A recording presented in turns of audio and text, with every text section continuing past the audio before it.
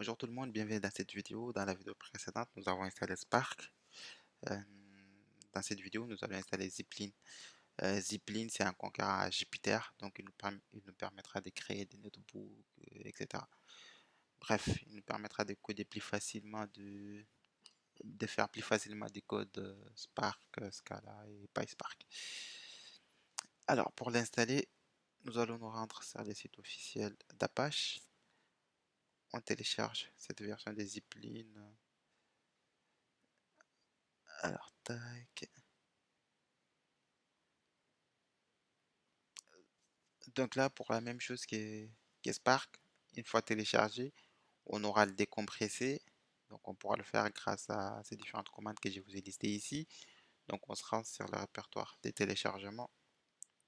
Tac. Donc là, il suffit de décompresser l'archive. X, CDF. Donc puis je lui passe le nom de l'archive. Donc zipline, etc. Donc là, une fois décompressé, je peux me rendre dans le répertoire. Donc là, CD, bim. Donc là, CD, bin, ls. Et voilà, donc là, on a les différents scripts Zipline.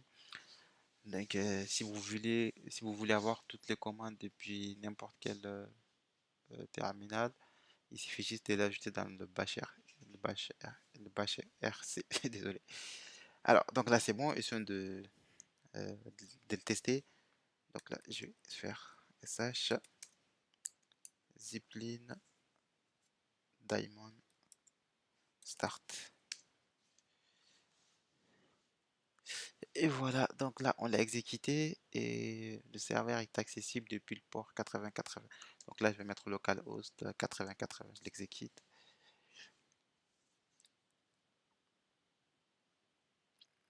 Le chargement est en cours. Ah ouais, ça prend un petit peu de temps. Qu'est-ce qu'il ne veut pas? Ça charge, ça charge, ça charge, ça charge. Ah ouais, c'est pas pourquoi est-ce que c'est si long. Ok, super. Donc bah voilà. Donc là on a Zipline, on peut tester des codes. Il y a des codes qui sont des exemples de codes qui nous sont donnés ici. On peut tester celui-là. Et voilà. Donc, on peut faire des tests. Donc là, je vais ajouter une colonne. Bon, exécuter cette colonne, par exemple. Euh, Exécuter cette colonne. Tac. Donc là, c'est un pending. C'est un running. Donc là, ça tourne. Alors, que fait cette code? Ouais, donc là, il crée un data frame, il fait un show, crée une case classes, un data frame, etc. Donc là, l'exécution est en cours. On peut voir les jobs qui sont lancés depuis ici. Chargement est en cours. Un pas en arrière. Tac. Et c'est bon. Donc là, l'exécution s'est achevée.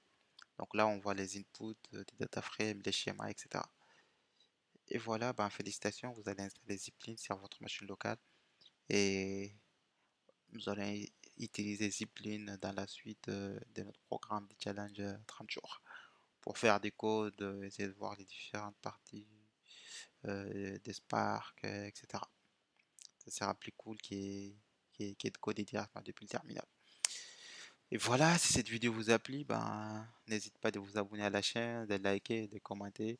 Et n'oubliez surtout pas de me faire votre retour en commentaire. Qu'est-ce que vous pensez des vidéos? Est-ce qu'il y a des parties à améliorer, etc. Bah, merci et au revoir.